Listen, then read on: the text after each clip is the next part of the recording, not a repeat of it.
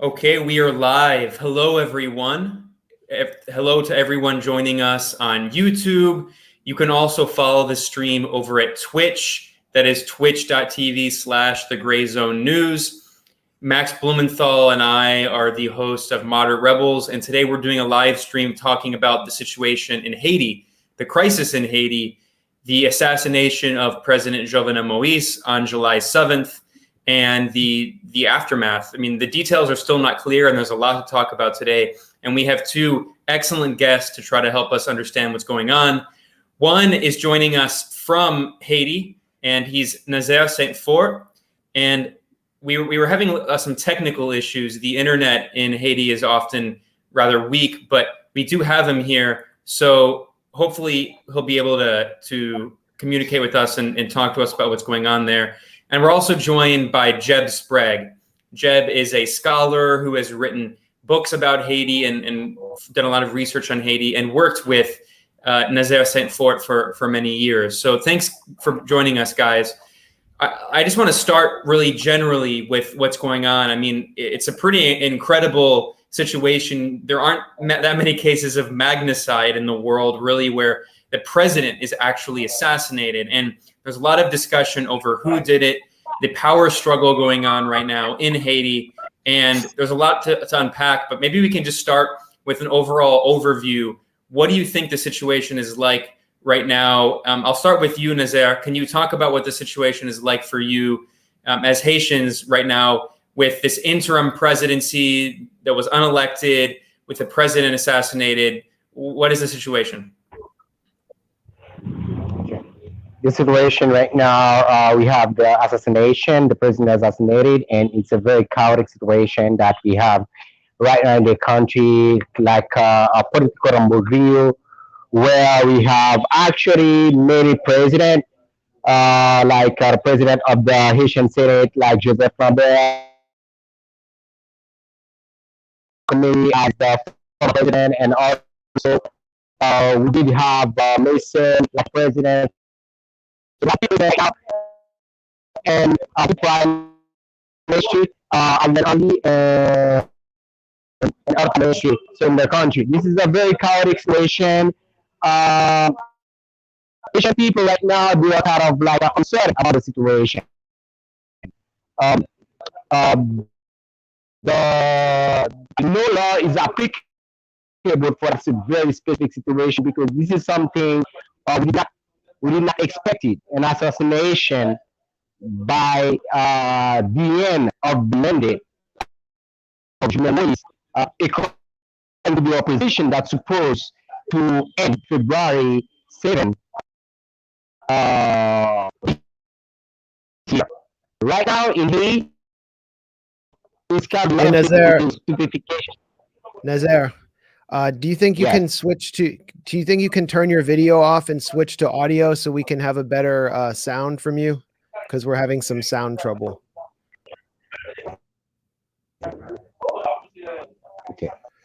Okay. So continue where you left off about the situation since the assassination. The assassination and it's incredible to see cases here. No one's know what's happened. It's a surprise of the population.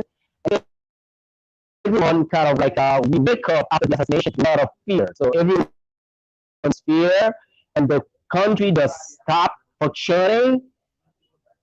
And right now, everyone is asking, what is the political outlook for Haiti? What's going on? What we gonna do? Because President Jovenel Moïse was planned to stay in power to organize election and referendum. So the question here: how they assassinate the president and why assassinate who are responsible for his assassination? This question now, and everybody is uncertainty. No one's know what's gonna happen today or tomorrow. As before that, we did have a very great insecurity problem in the country. So globally, this is what happened after Jovenel Moïse is assassinated on the power. And Well, yeah, it looks like we're still having a lot of audio issues. I'm going to see if I can maybe try to figure something out here to get a clearer audio signal. Yeah, Max, do you want to go ahead and jump in for a second? And well, I don't know if it's possible to run a WhatsApp call from a speaker to one of our mics from Nazaire. Maybe Jeb, you can. I can try it as well because I have a mic here. Although my phone is almost dead. Yeah, Max, go ahead and do that. And Jeb, I'm going to pivot to you here. Jeb, can you react to the situation that we've seen? There's been a lot of debate over who was behind this assassination. Can you talk about who the various potential culprits could have been and the factions within the opposition to Jovenel Moïse who may have had a vested interest in removing him from power?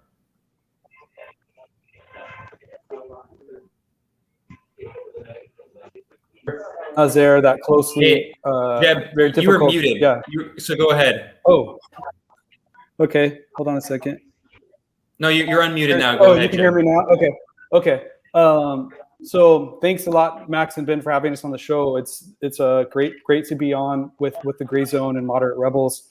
If you couldn't hear Nazaire, if you could only get bits and pieces of what he was saying. He's talking about the general level of fear and not knowing that people in Haiti right now are experiencing. Imagine if a group of foreign mercenaries arrived in the United States or in Netherlands or Canada or wherever you are and murdered the sitting head of state. And there's a lot of questions now being asked. Who did this? Who was the intellectual authors behind this? Why did it happen? Or there's definitely it's a complex story, and we're going to go through that. And so right now in the country, there's a lot of anger because their head of state was killed. And in recent days, some of the people that were involved in this murder were captured. If you've been following the media, there's supposedly 28 Colombians that were in Port-au-Prince for the last few months. At least a number of them were there for a while.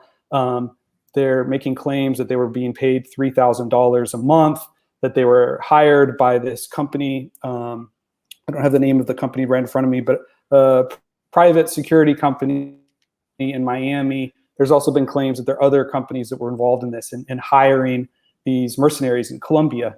So whereas Cuba, exports doctors, Colombia exports mercenaries. So there's this huge body of retired military people that go to work in private military contractors around the world. And so what happened then, just in the last few days with this killing of Jovenel, he lives in a hillside neighborhood above, much higher level than Port-au-Prince, which is down at sea level.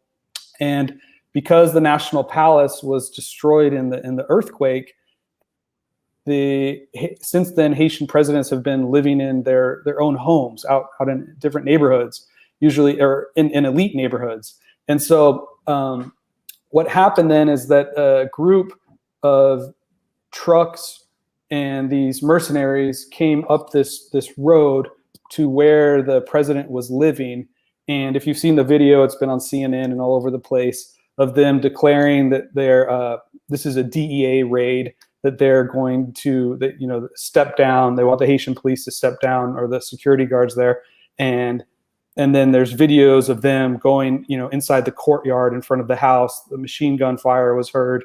And then it came out that the president, Jovenel Moïse, the sitting president in Haiti, received 16 bullet shots to the body, broken bones, broken arm, leg, I believe, his left eye gouged out. And so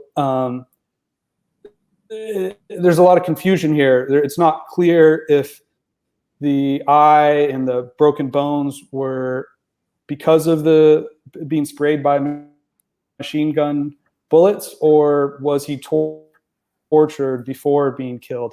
It's clear that there was explosive charges put on a room where his safe was. They looked through the safe, and money or documents or things that some of his ID and his wife's ID, I believe, was found on some of the attackers later. So alongside these Colombian mercenaries, there were also 2 Haitian young men that were caught up in this, and so they had claimed that they were translators, et cetera, et cetera. And so there's other people now. There's a man named Christian Emmanuel Sanon who was living in Florida and supposedly had flown on a private jet to Haiti with some of these mercenaries, and claiming to be some sort of intellectual author behind this. And there's even claims that he was going to try to make himself president. And I think everyone I know involved in analyzing this story, activists, different organic intellectuals, people looking at this, believe that Sanon is basically a fall guy, possibly a conduit through which these mercenaries could have been hired and paid. But if you read the stories about Sanon, I mean, this was like a low-level crook businessman. He had ripped off an evangelical church that he was involved in. Not the type of guy that could get hundreds of thousands of dollars to put together, to pay every month, hundreds of thousands of dollars to pay for these guys, their upkeep, their equipment, all of this stuff. And they were supposedly in Haiti for 3 months. So it's pretty clear that there are more powerful sources behind the scene. And then we'll go into all of these different threads of the story, but another major thread then is that what role did the Haitian security forces, the USPGN, the Palace Guard, what role did they have in this? Possibly Leon Charles, the chief of police, the documentarian and journalist Kevin Pina. He's reported that a police source of his inside of the PNH, the Haitian National Police, has told him that when these mercenaries were driving up the road to the palace, that at the bottom of the road they had called, when they checked in with the security there, that the security had called Leon Charles, the head of the police, and that he had given the go-ahead for these men to go up the road. So it's not clear, if there's a lot of information floating out there. It's not clear, what really happened. And so we can go into more details on that. Well, the details, first of all, I'm trying to get Nazaire on the phone, so I don't know if he's here with us and can hear me, but I'm trying to call Nazaire on WhatsApp and then I can just, we can listen to him through my mic. So hopefully we'll get him on through one way or another. But I think we need to pan out a little bit. We're getting into a lot of details because everyone is wondering who's behind the assassination, but we also have viewers who might not be experts on Haiti or been following the situation as closely as you were. And I think it's important to provide a little context to the assassination. Of course, this is the millionth violation of Haiti's sovereignty. So many Haitians who oppose Jovenel are rejecting his assassination as well because they see it as a violation of sovereignty, and Haitians are not deciding. And if they are, it's the morally repugnant elite who often reflect foreign interest. So there's that, but there was a massive uprising in Haiti, much larger than the uprising or protests that we're seeing in Cuba that are like getting a Twitter push notification piped directly into some chip implanted by social media into my brain every few seconds. And these protests need to be addressed before we can understand the assassination. Many people hated him, but also the Biden administration was allowing him to overstay his term. Jovenel Moïse was ruling as essentially a strongman dictator. The Supreme Court, numerous members had been removed. He was basically the only person in charge, and then he's bumped off. And, if you really want to get conspiratorial, so much stuff has been happening in Latin America in the last week or so since CIA Director William Burns went on his quote unquote very delicate mission, according to the intelligence director of Colombia. So what kind of context can we give our audience here beyond getting into the granular details of the assassination to help them understand the situation that Haiti's in, the political instability?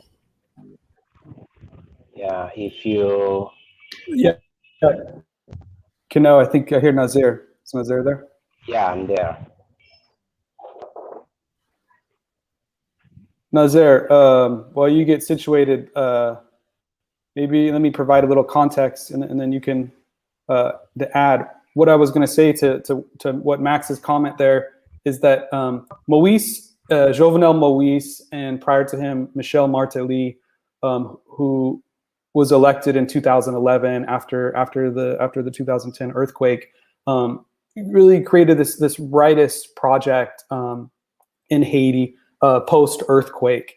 And Jovenel and even Martelly before him suffered from this extended crisis of legitimacy, especially in the urban centers in Haiti, where so many people have migrated from the countryside to the urban centers like Port-au-Prince, where I think 3 million plus out of the 11 million population live in Port-au-Prince.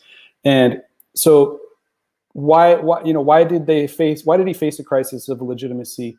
Well, with Haiti's democratic opening in 1990, 1991, and then through the elections in the late 90s and in 2000, the anti-Duvalier platform, political project in Haiti, the Lavalas project, they consecutively were receiving 50-60% of in those elections of people were turning out to vote in the elections, or even more than that. And so the difference now is that under Martelly and under Jovenel Moïse, you were having under 20% of the voting age population turning out to vote. So there's really been a political disenfranchisement of the working class, of the huge amount of the population that is employed at low levels, or eking by, and so that you have these giant protests that took place against Jovenel while he was in office. He wasn't investing in infrastructure for this poor, especially in the cities, and he was tied in with so much of the bourgeoisie. He was basically a conduit for the bourgeoisie, and the old Macoute sectors, the Duvalieres, were they've always been close with Martelly, especially, but also with Jovenel. And so these guys rebuilt the military, or they were starting to rebuild the military that had been disbanded under Aristide, Jean-Bertrand Aristide, the popularly elected former liberation theologian in Haiti that was overthrown in 2 U.S. coups d'etats in 1991 and in 2004. And so just to lay the context, after that latest coup, that 2004 coup, the country was basically politically cleansed. It wasn't just Aristide that was overthrown. There were 7,500 people holding different political offices in Haiti that were thrown out of office with that coup. The police was completely restructured. I interviewed a head police officer of a police union in the mid 2000s that told me that 400 or 500 police officers had just been fired from the police after the coup. I think 400 or 500 then were actually inserted into the police from right-wing paramilitary groups by the U.S. and after the coup. So there's this long history of foreign intervention.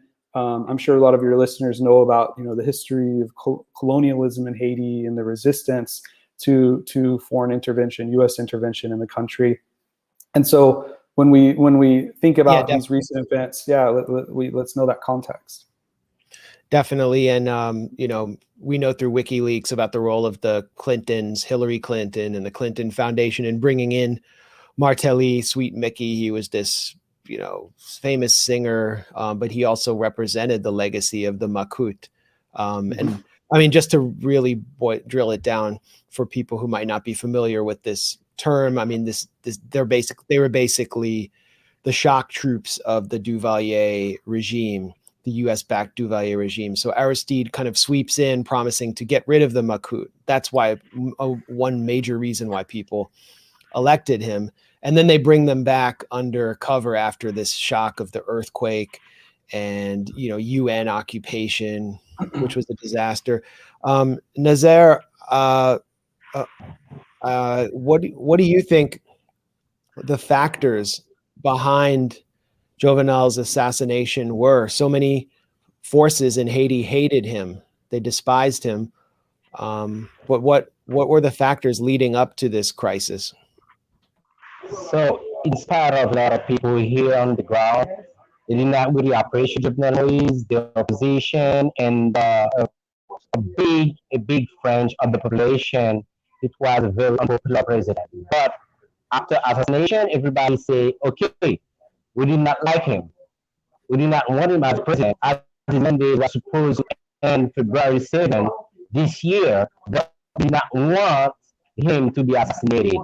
So it's got a lot of stupefaction after assassination. A lot of people right now, majority of the population, they are asking for justice, and mainly they are asking for to find the very people responsible of this assassination.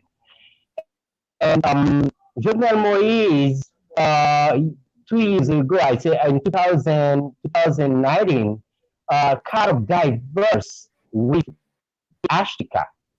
Ashtika is the very political part that bring him on power. But there was kind of like a faction inside Ashtika where Jovenel Moïse diverse with the political system that bring him on power. And personally, I think this assassination is come from these very specific diverse between Jovenel Moïse and the Ashtika. So from these diverse between the president and its own political parts, there's a lot of friction between these two parts. So a lot of friction, and the very specific time, Jovenel Moïse looked out all PHTK, all PHTK people that was referring by the former president Michel Martelly from his government. And Jovenel Moïse having a strong relationship with Lamotte, and Lamotte was the former prime minister of Joseph Michel Martelly. So between Joseph Michel Martelly and Lamotte, there was also diverse. So between PHTK and Lamotte, even on PHTK government, so Lamotte did not allow to becoming a good candidate for to becoming the president. So from there was a diverse between Lamotte and Martelly, a diverse between Jovenel and PHTK, and right now there's an alliance between Jovenel and Lamotte. My understanding, this is according to many political analysts here on the ground. This is a very good case to find out why Jovenel is assassinated. For the intellectual others, this is another story. No one's know right now who commanded this assassination. But according to the political situation, what's happening here on the ground, many think the assassination can come from this litige, this fight between Jovenel Moïse and PHTK, or diverse, and also between the alliance between Jovenel Moïse and the former Prime Minister, Laurent Lamotte. And just before assassination, Laurent Lamotte and Jovenel Moïse met on Turkey, and everybody think there was a deal they made there. It's not a secret. So you have an alliance between the two guys. And Laurent Lamotte, this is one of the guys, in my opinion, PHTK would fear, because Laurent Lamotte have the money, Lamont was even one of the very big part of Joseph Michel Martelly, the former president. And right now, the diverse and PHK know if Lamont is a candidate for the coming election. So Lamont is the one having the money, having the kind of popularity, and Lamont can be a potential future president of Haiti. Lamont was a PHK, even the one that started PHK.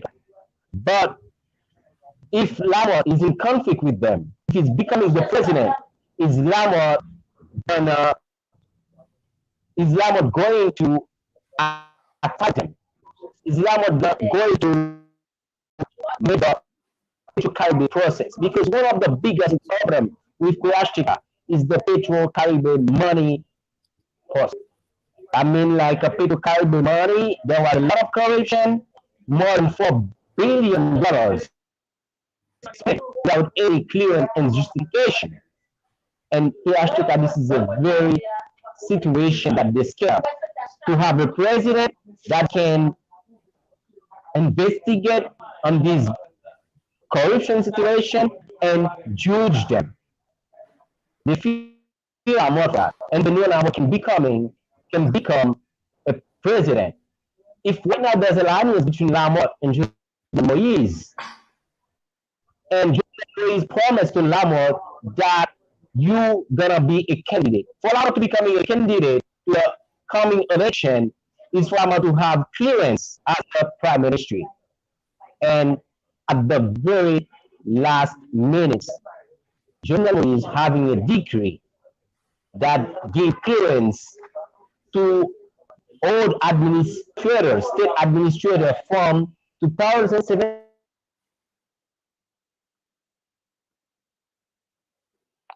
Okay, well, it seems like we've had some audio problems there, but I mean, Jeb, do you want to weigh in on where Nazaire is kind of describing the scenario of a war of the man? Becoming here he is. Potential candidate for the coming election, and what's happened? Jovenel Moïse is assassinated, and our people taking over power. Our people taking over power. I wouldn't say illegally, but Claude Joseph, who was the prime minister on Jovenel Moïse, the last prime minister on Jovenel Moïse, the sixth one, was replaced by Ariel Henry. And the morning after assassination, Claude Joseph is acting and recognized by United Nations as the prime minister, and is the one on power right now. I mean, the one recognized by the International Committee on Power right now. We're even conducting investigation on the assassination. And it's kind of like continuity of PHTK on the power without Jovenel Moïse. So this is like kind of political analysis, not by me personally, but by a lot of people here on the ground, a lot of journalists. This is what they're pointing out. And they also think after assassination, like a one in Nairobi this morning. Sorry. Yeah. Go ahead, Jeb. I mean, pick up where Nazaire left off, because he was talking in the end about Claude Joseph being recognized suddenly and the continuity he represents. So if you hear me, this morning, Imlaibi said that he suspected his opinion that the very people whose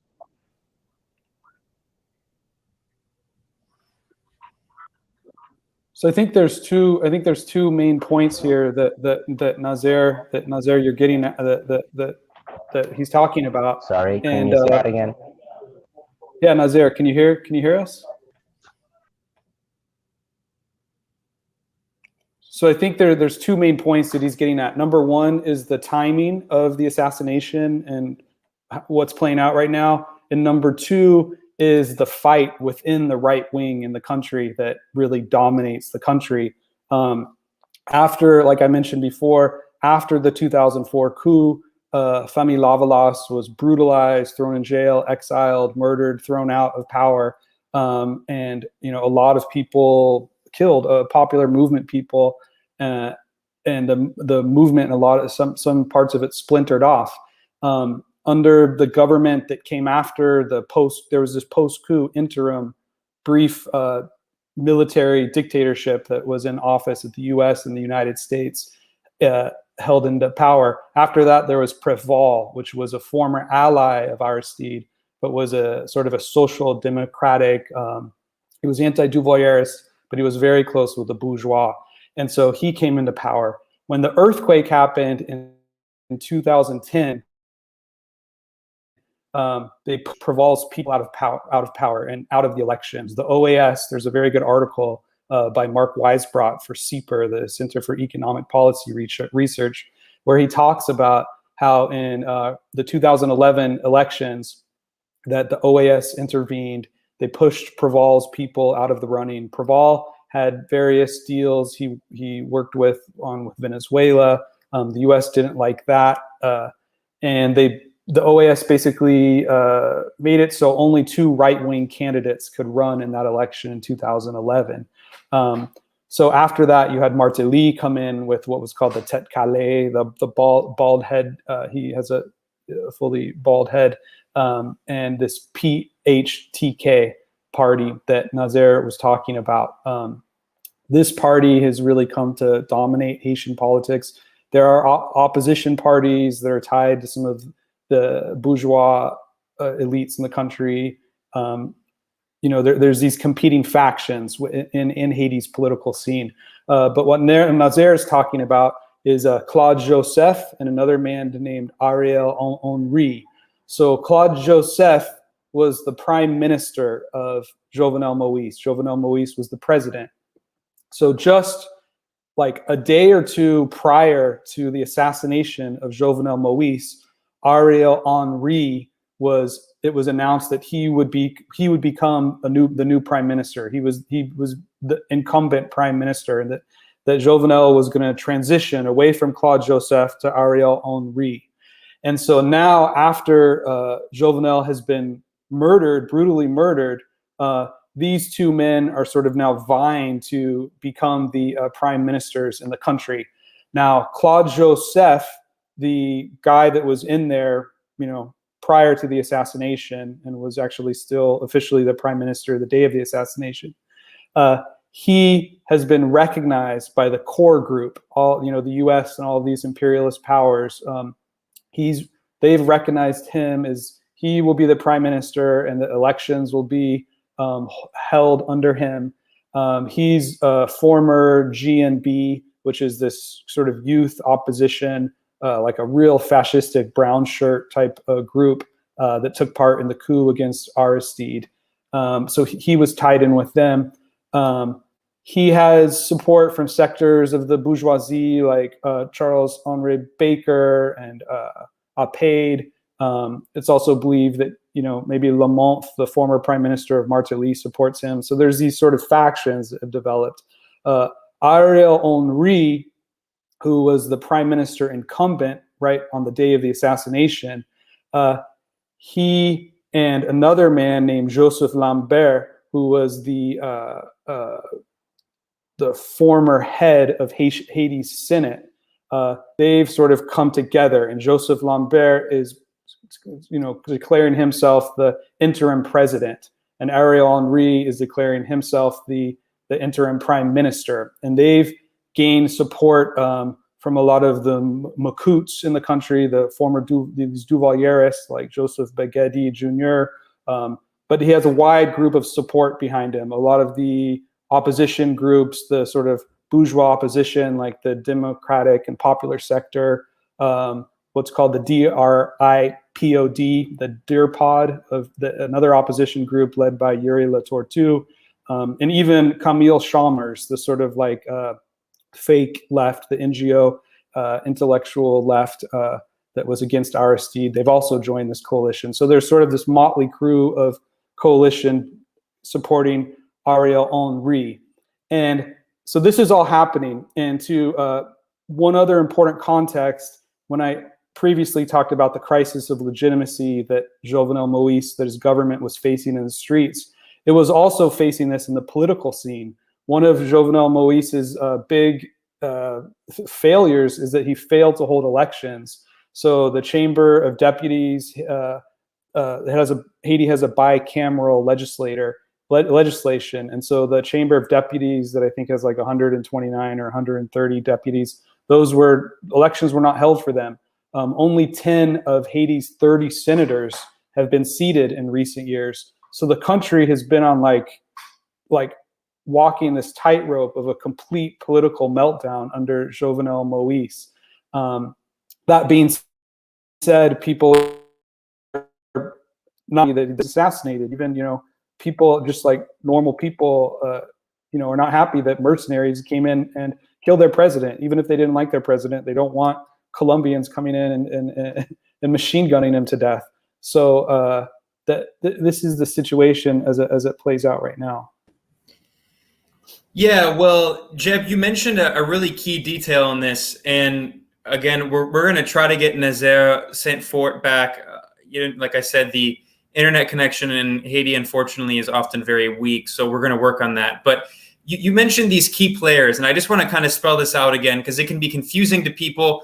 In fact, two of them actually have similar names, Joseph Lambert and Claude Joseph. So there's a first name Joseph and a last name Joseph. But in terms of the people vying for power right now, these are the three main players. And here you can see, if you're watching, that on the left here is Ariel Henry, and in the middle is Joseph Lambert, and then on the third is Claude Joseph. And right now, Claude Joseph, you mentioned, is the so-called interim president. Some people have called him the kind of Juan Guaido of Haiti. He's recognized by the core group, these imperial powers, as the interim leader. And they say that there's going to be an election. They're going to have an election sometime soon. Of course, they said that earlier, and it was the U.S. and the core group, the imperial powers, that actually were the ones who allowed Jovenel Moïse to overstay his term and to actually disband the parliament. He was ruling without any elected officials. He was ruling as a dictator. He disbanded the legislative branch. And that was all with the approval of the U.S. and the core group. But now you have this guy, Claude Joseph. So can you talk more about just who this guy is? Because there are people who have been pointing out that, the comparison of him to Juan Guaido is also appropriate because he's been cultivated for many years by a lot of these NGO networks. He was part of the student movement in the 2000s against Jean-Bertrand Aristide, the left-wing president. And actually, he was from a group that was funded by the National Endowment for Democracy, the NED, which, as anyone who follows our show knows, that's a CIA cutout created in the 1980s by the Ronald Reagan administration to do what the CIA had previously done covertly, but to do it overtly. So Claude Joseph is really seen as this kind of U.S. puppet figure. And he immediately, right after the assassination of Moïse, he called for the U.S. military to intervene, to send troops into Haiti. And of course, Haitians have a history of resisting, and they know the horrors of the U.S. military occupation and the UN occupation. So who is Claude Joseph in further detail, and what factions do this fight that's going on right now between him and Joseph Lambert, is there one who would be better, or do they both represent just different factions of the same kind of corrupt bourgeoisie elite class that has just plundered the country and done nothing for the masses of people? Yeah, it's tough to say if either would be better or worse. I mean, Claude Joseph, he was this prime minister under Jovenel Moïse, and he, oversaw this attempt to do away with the anti-Duvalier's constitution that, was written in 1983, and not holding elections, and this other clique that is opposed against him. There are people in there that, we might say are politically not as bad, but there are other people that are the worst of the worst, like Joseph Beghetti Jr., some of these different Makuts. That was the guy Jean-Claude Duvalier died at the home of Joseph Begedi Jr. In my book that I wrote on Haiti, Paramilitarism and the Assault on Democracy in Haiti, with Monthly Review in 2012, I show basically the way that paramilitarism has been like reproduced in the country and how it undermined and attacked the Lavalas political project, and in a lot of ways that were not reported in the media at the time, like basically a contra war against the Lavalas government throughout the early 2000s. And as I found then, this guy Joseph Begedi Jr. Was one of the main people behind the scene that was supporting that was kind of the brains behind that operation. And he was so close to Jean-Claude Duvalier. So, there's a famous quote from a woman, a program officer, actually at the NED, at the National Endowment for Democracy in Washington, where in the early 2000s, this woman named Fabiola Cordova, where she said, and I quote, "Aristide really had 70% of the popular support, and then the 120 other parties had the 30% split in 120 different ways, which is basically impossible to compete with." So this guy that you're talking about, Claude Joseph, he was part of one of those tiny 120 different directions that the opposition was going in against Aristide. And so he was part of that youth movement, similar to Juan Guaido, trained a lot of funding connections, and this long-term, these different U.S. operations of democracy promotion, right, that have been so big since the really the late 70s, early and mid 80s, when there was this shift in U.S. foreign policy away from outright support for strongmen and trying to create these sort of these democracy facades. Haiti was actually one of the very first places in the early 80s where the U.S. Mobilized its democracy promotion projects. So one last thing on that, and these factions, these right-wing factions that are fighting, scrambling over power. And one other thing that Nazaire was mentioning that I wanted to talk about was he brought up Lamothe, the first prime minister of Michel Martelly, Lamothe, and he apparently worked with Jovenel Moïse on this deal. Jovenel Moïse recently traveled to Turkey, and there's things coming out that Jovenel Moïse, when he was in Turkey, he negotiated a deal to sell the Sojourner Corporation, which is an energy company run by Forbes, one of the biggest wealthy elites in Haiti, and that he was going to sell this off, and that Lamothe had helped to bring this deal about. And so there's this view that it's a theory, but it's what a lot of people hold, is that Martelly, see, in Haiti, a president can only hold 2 terms in office, but they can't be consecutive. So you can be president for 4 years, then you have to leave office for 4 years, then you can come back for 4 years. So the belief is that Martelly wants to come back and run again for president, and that him and Lamothe have split and become like political enemies, and that Lamothe was siding with Jovenel, and that Martelly now has aligned with this separate right-wing group that Nazaire was talking about. Jeb, there was I'm sure you saw the Democracy Now! Jerry Springer battle between Daoud Andre and Kim Ives, who I guess you could say we're friends with both of them. We've had both of them on. Well, Aaron Mate had Daoud on Pushback, and we've had Kim Ives on multiple times. And I'd done talks at AT Liberté's center or publishing house in Brooklyn.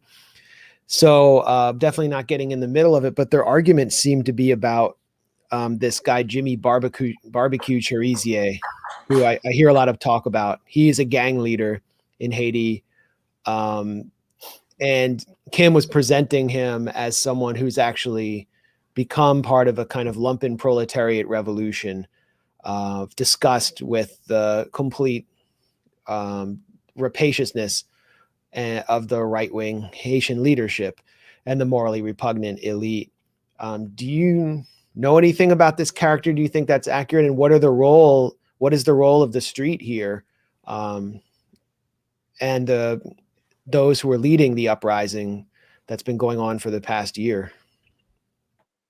I see it as basically it's a reflection of a couple of different things going on. One thing is that the country has really been flooded with weaponry, from the U.S. market, different types of firepower, from machine guns to all sorts of weaponry has really flooded into the country.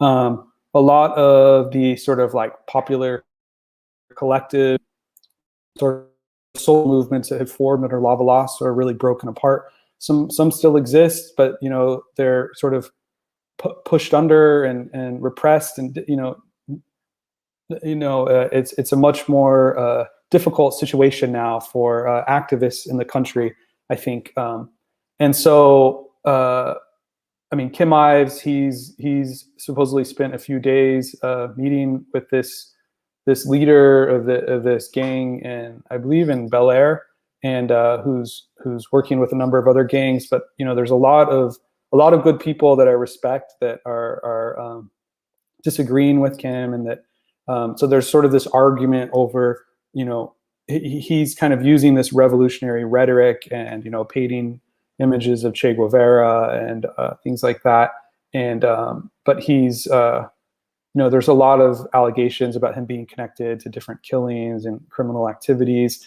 It's not a vanguard party that is like leading some sort of uprising, right? It's this sort of collection of these different armed street groups that maybe some of them are doing more kind of like cleaning up the streets or fighting certain guys. Others are involved in criminal activities. It's a variety of these different armed groups. And the problem is if he's killed, and Kim will acknowledge this, if he's killed, it's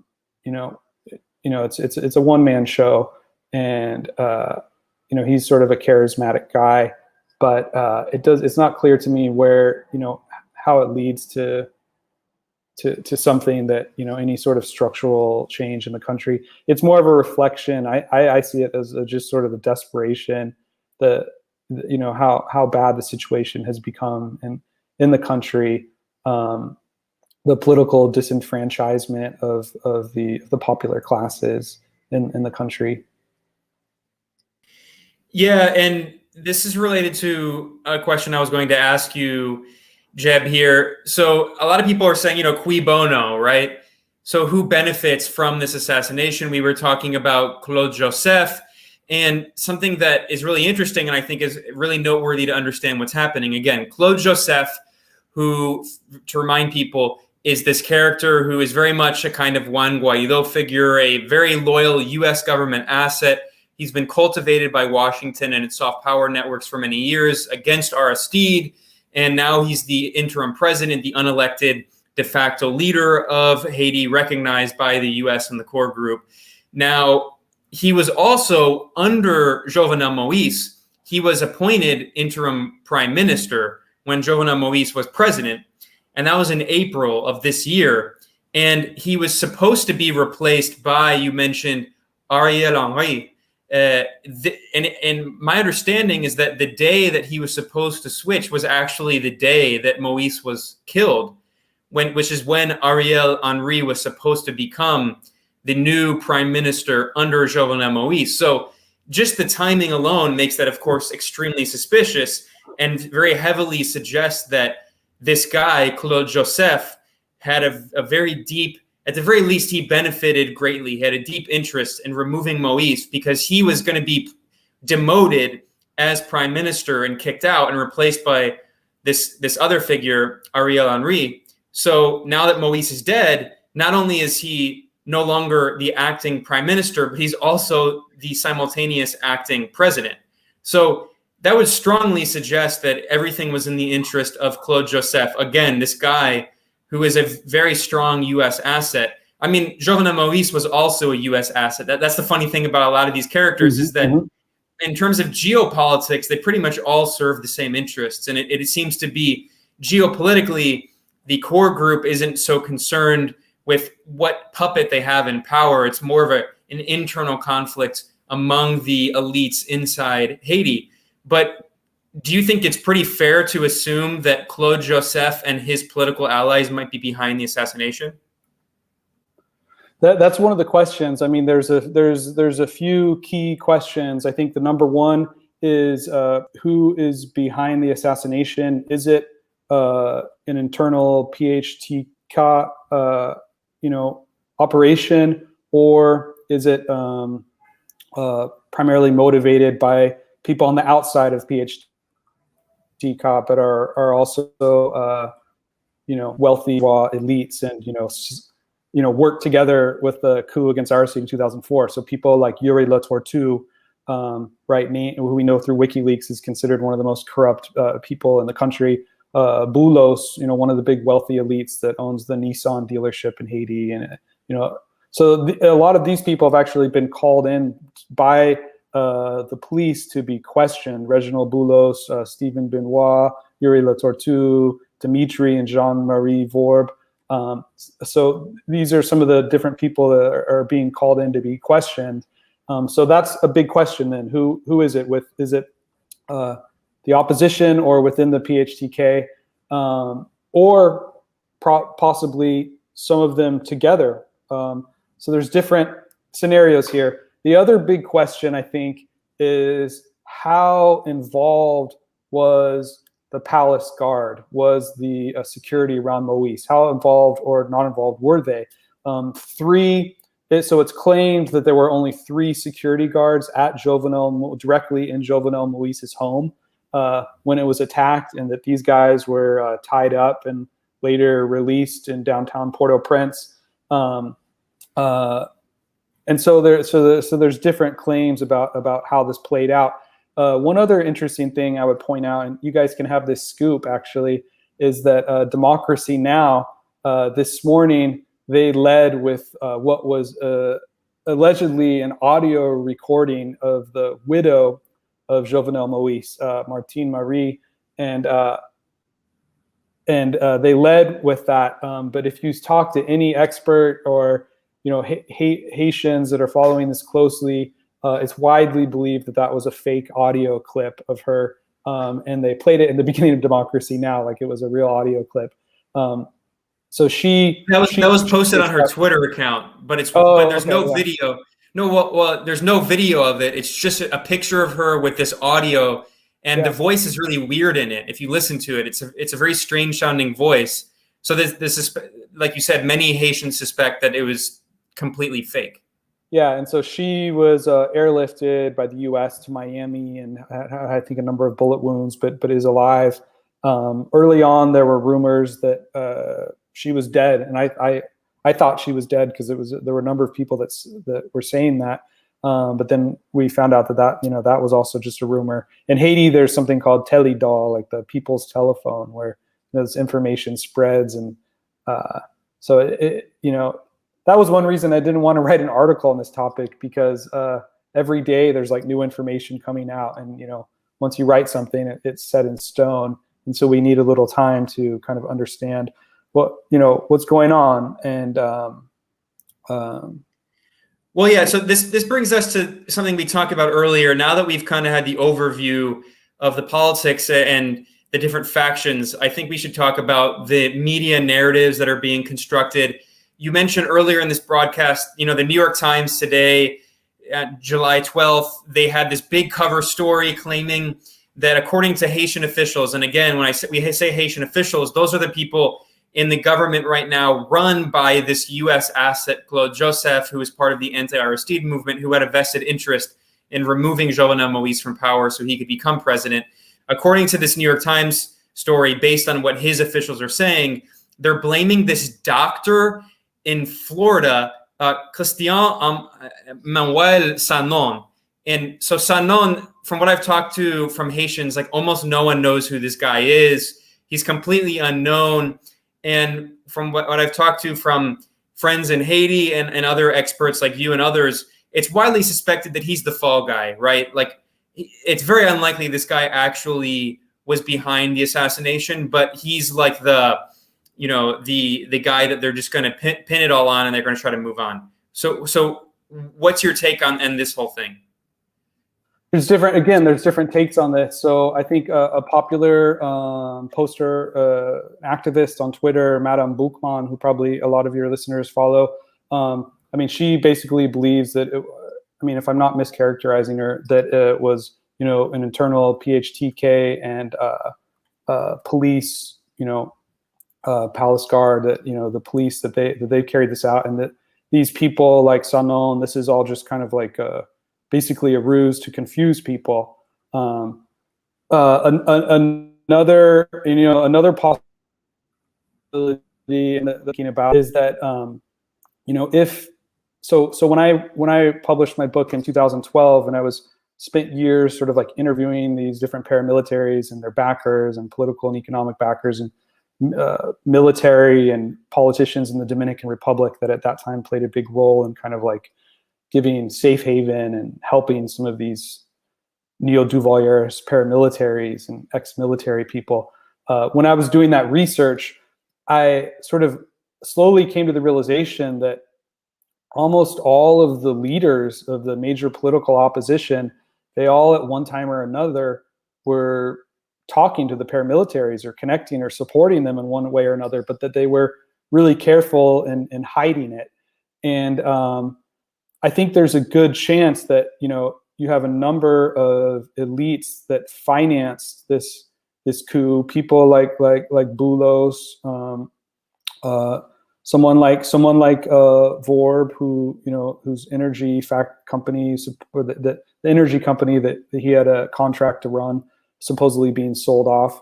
So there's a lot of political elites that would have been very upset about not being able to be in office or having their team in office, with no elections. So we had a lot of enemies that could have helped finance this operation.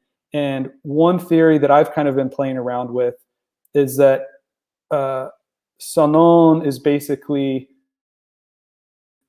he's sort of like a front guy, fall guy conduit through which these mercenaries could have been paid, because we know they were traveling with him on a private jet.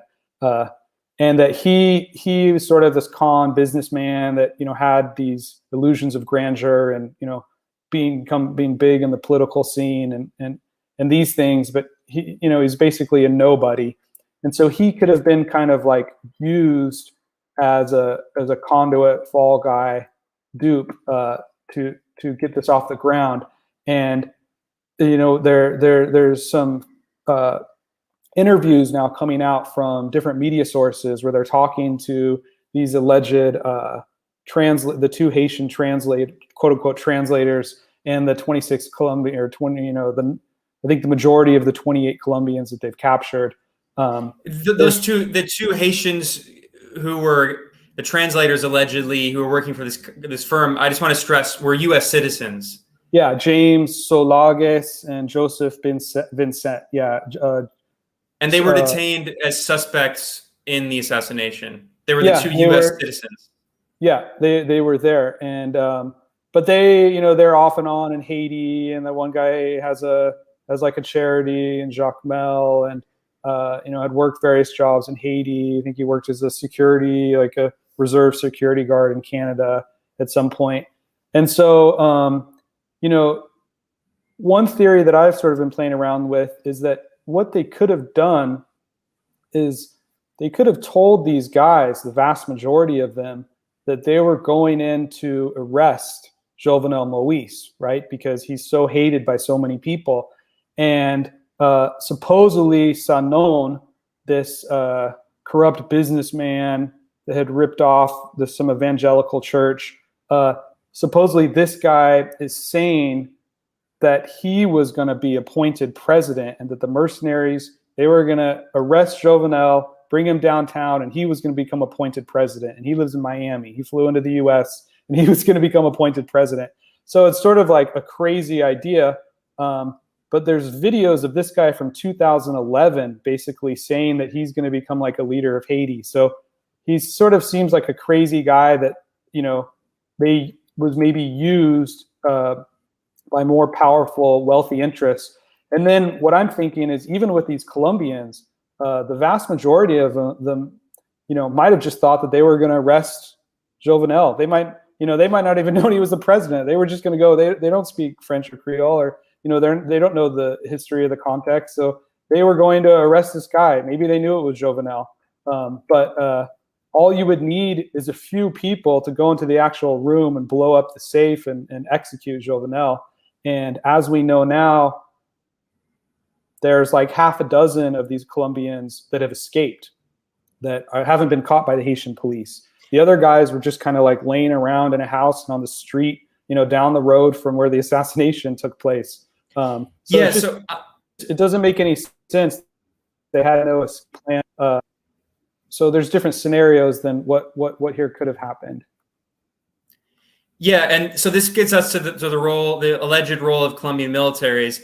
This article I have up on the screen has gone around a lot. It's from the Miami Herald, which it's a major newspaper in Miami. Its political line is very much against Cuba, against Venezuela, but they have some good reporting sometimes. And this is a very interesting piece that's gone around a lot.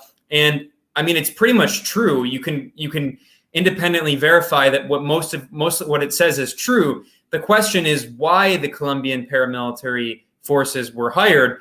But this piece discusses how these Colombians who were detained in Haiti, and again, every time the so-called Haitian authorities say something in this case, we should be skeptical because, of course, they're the ones speaking on behalf of the current interim leader, Claude Joseph, this kind of Juan Guaido style figure. But at the same time, it is true. I mean, they did detain all of these Colombians, and there's video of them speaking Spanish in Haiti right outside of Jovenel Moïse's house. So it's very clear. I mean, it is a fact that Colombians were in some way involved. Now, the question is, why were they hired? And maybe you have some thoughts on this. This piece discusses how the firm that hired these Colombian paramilitary forces is called CTU Security, and it's based in Doral, Florida. Now, that's interesting because Doral, Florida has become like a main hub for the extreme right-wing Venezuelan opposition. Miami, for people who don't know, it's been the hub for the Cuban right-wing anti-Castro opposition, which is actually pretty appropriate because this guy we were talking about, this Florida-based doctor, Cristian Manuel Sanon, who is probably the hitman, he's being referred to as like the Haitian equivalent of Lee Harvey Oswald in the assassination of JFK. And now, Lee Harvey Oswald was the fall guy blamed falsely for the JFK assassination. And similarly, it seems like Sanon is being blamed for the Moïse assassination. And likely, it's clear that there were Cubans involved, right-wing Cubans who were anti-Castro were involved in the JFK assassination. And we potentially have these right-wing Venezuelans involved in the Moïse assassination.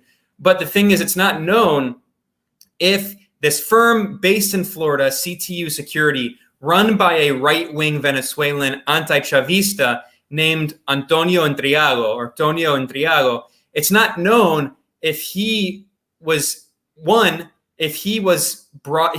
these paramilitaries to assassinate Moïse, or on the contrary, they were brought on to be Moïse's security. And this is like a big discussion, or that Moïse just brought them in to serve as his pawns, his political assets. You were talking about how different political players in Haiti use paramilitary groups to serve their political and economic interests. So there are some people suggesting that actually these Colombians were hired by Moïse himself, and others suggesting that actually the Colombian paramilitary forces were hired to carry out the assassination. So what's interesting is there's this photo here of this guy, Antonio Intriago. He's this right-wing Venezuelan who lives in Florida. And here is his image on Facebook, no more dictatorship. He also supported Juan Guaido. He's a hardcore right-winger. So, I mean, there's so many weird connections, and we can go pretty deep. So anyway, what is your take on this debate on whether or not the Colombian paramilitary forces were hired by Moïse, and that they weren't the ones who were actually behind the assassination, but they were the ones being blamed for the assassination, and it was actually his own Haitian security? Or do you think that the Colombian paramilitary forces were hired to assassinate him? I mean, do you think that the distinction is even that important politically at the end of the day? That's a lot of questions, but I think, first of all, I haven't seen any evidence to show that Jovenel hired them.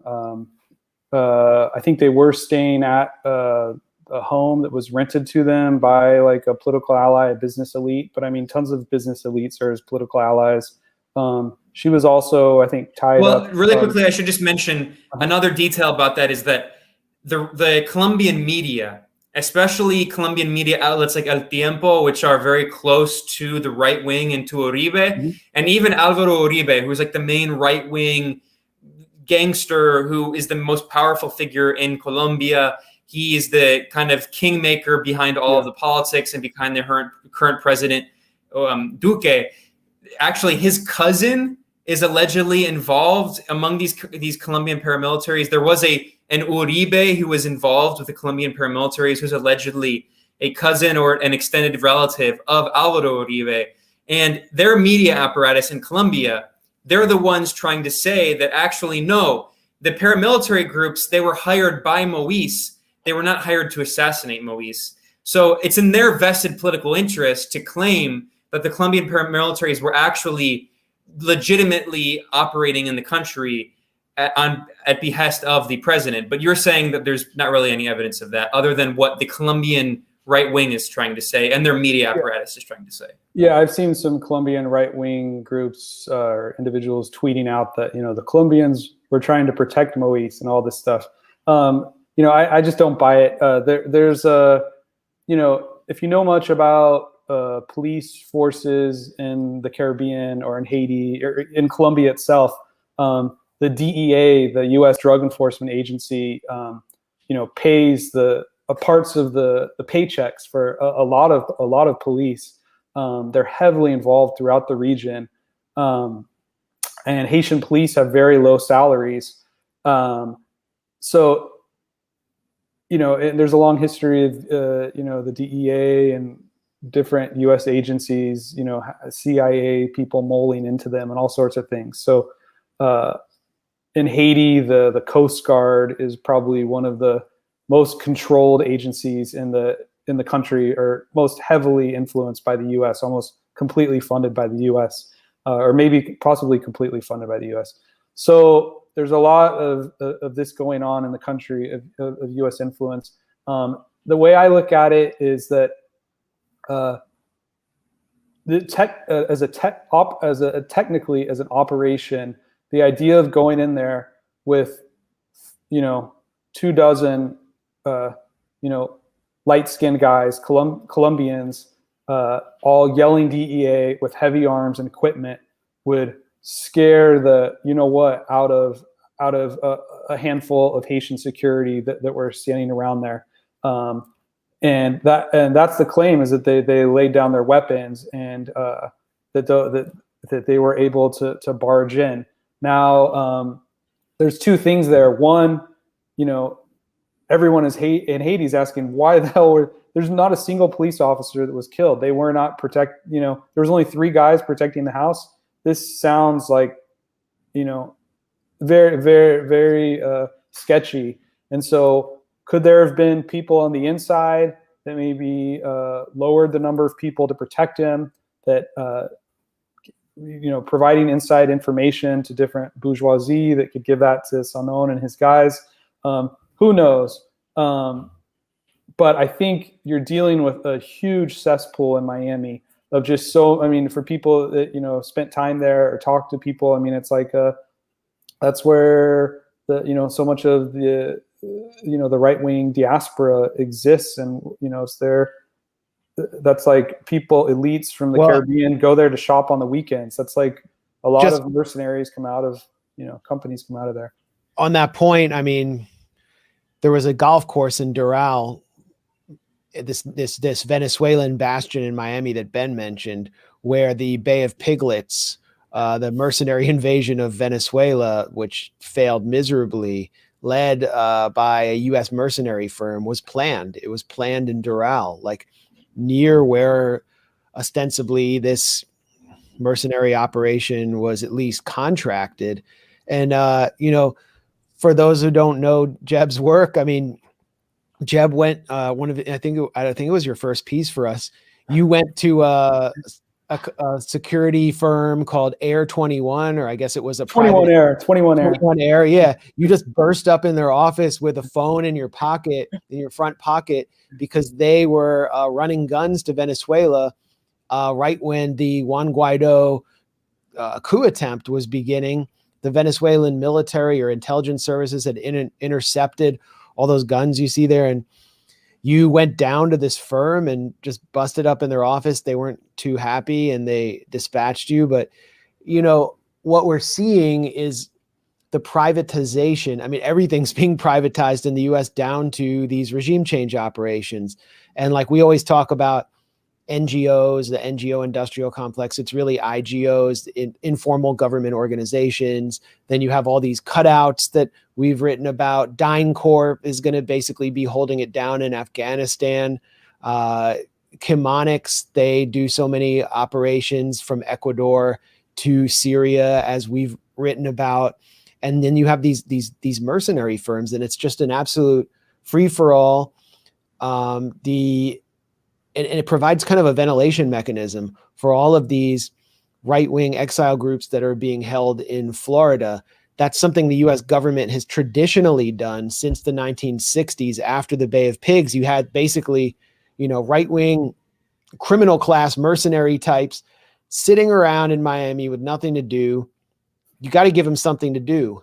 So they would either give them these little foundations and stuff, and that's how they started Brothers in Arms and started terrorizing Cuba. And they'd give them little operations to do so they wouldn't do it at home, because you want to avoid blowback, the kind of blowback that happened when the U.S. was sponsoring Mujahideen in Afghanistan. We got Al-Qaeda.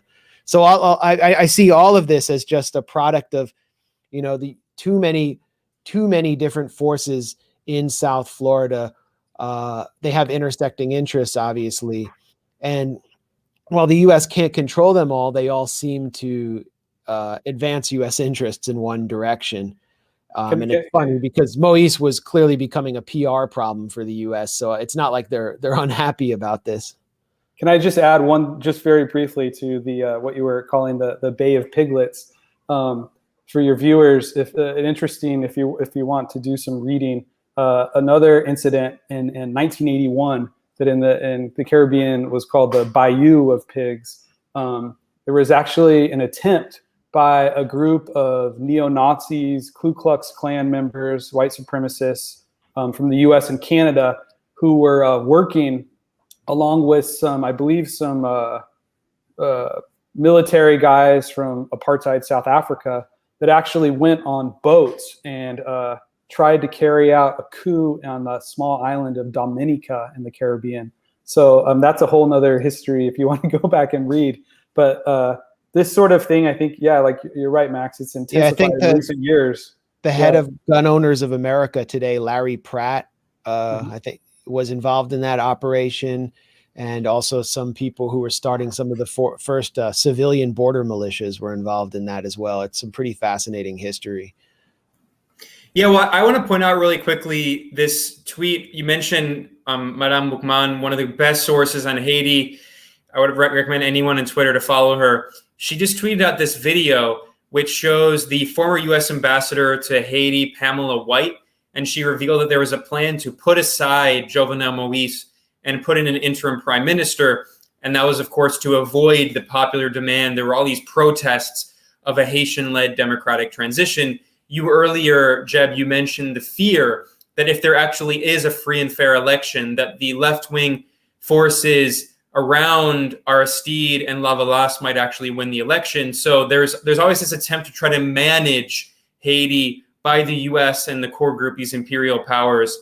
So, I mean, the fact that they were discussing that, and then Max just mentioned the fact that the Biden administration and the Blinken White House, the Blinken State Department maybe a Freudian slip there, because I think Blinken actually is in some ways as powerful as Biden. But the Blinken State Department is really trying to do this marketing to portray itself as supporting democracy and human rights. And Jovenel Moïse, they of course supported him dissolving the parliament and supported him with these dictatorial policies. But it was kind of bad marketing. So now, I mean, like we were talking about Q Bono earlier. I mean, the reality is that the U.S., its interests are served regardless of which of these puppets is in power. But now they can at least claim that there is more democratic legitimacy, at least if they have some kind of election that comes in. I just want to also really mention in passing here, before coming back to you, Jeb, this other thing that I mentioned. I think it's really important about the links to the Colombian far right.